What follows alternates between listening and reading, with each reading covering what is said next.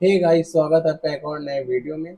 हम इस वीडियो में निफ्टी 50 एंड बैंक निफ्टी का एनालिसिस करेंगे और देखेंगे मार्केट में कल कैसा मूव आ सकता है।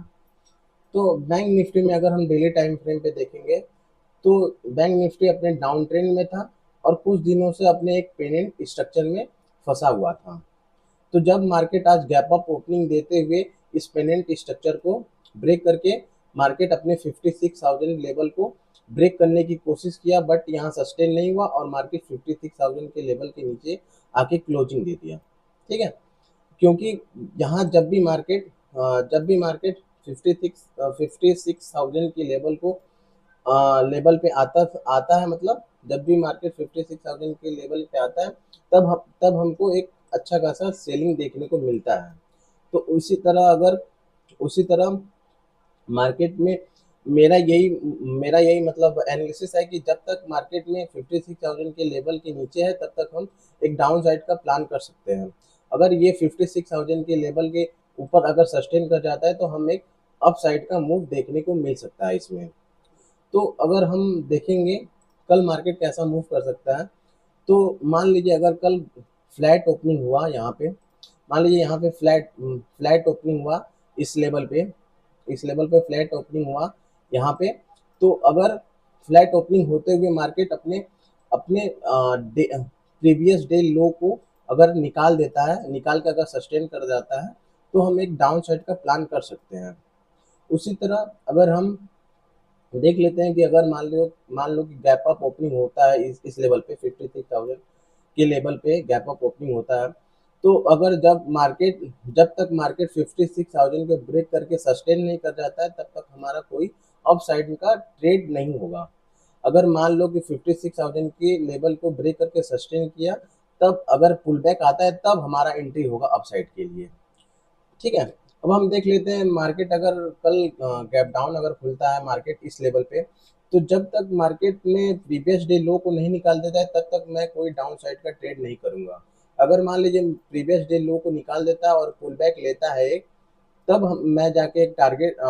जाके मैं एक ट्रेड डाउन साइड का करूंगा और 55,300 400 तक का मेरा टारगेट रहेगा इस लेवल तक का।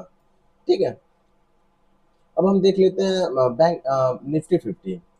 निफ्टी 50 भी अपने एक डाउन ट्रेंड में था, बहुत मतलब डाउन ट्रेंड में था और कुछ दिनों से ये अपने एक रेंज में फंसा हुआ था।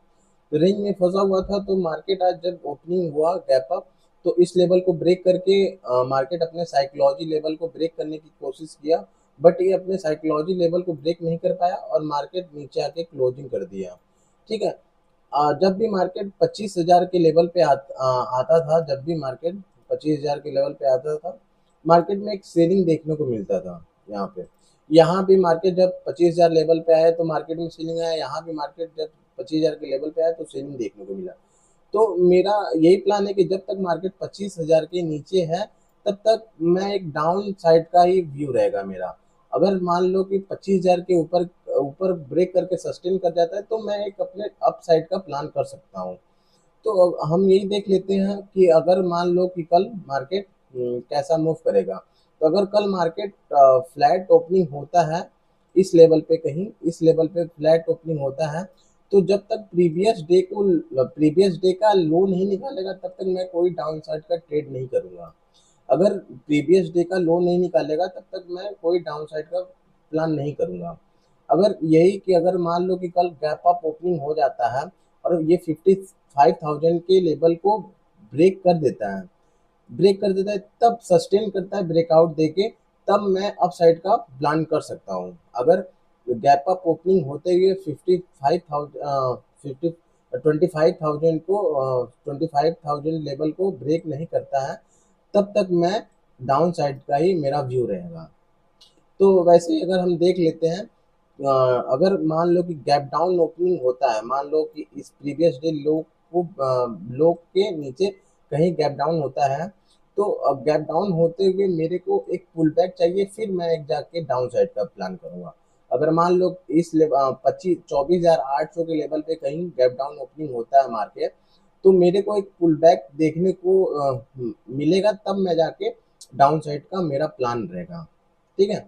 सो यही था हमारा आज का एक एनालिसिस वीडियो। अगर वीडियो अच्छा लगा हो तो वीडियो को लाइक, चैनल को सब्सक्राइब करके बेल आइकन दबा लीजिएगा ताकि ऐसा ही एनालिसिस वीडियो आप तक पहुंचता रहे।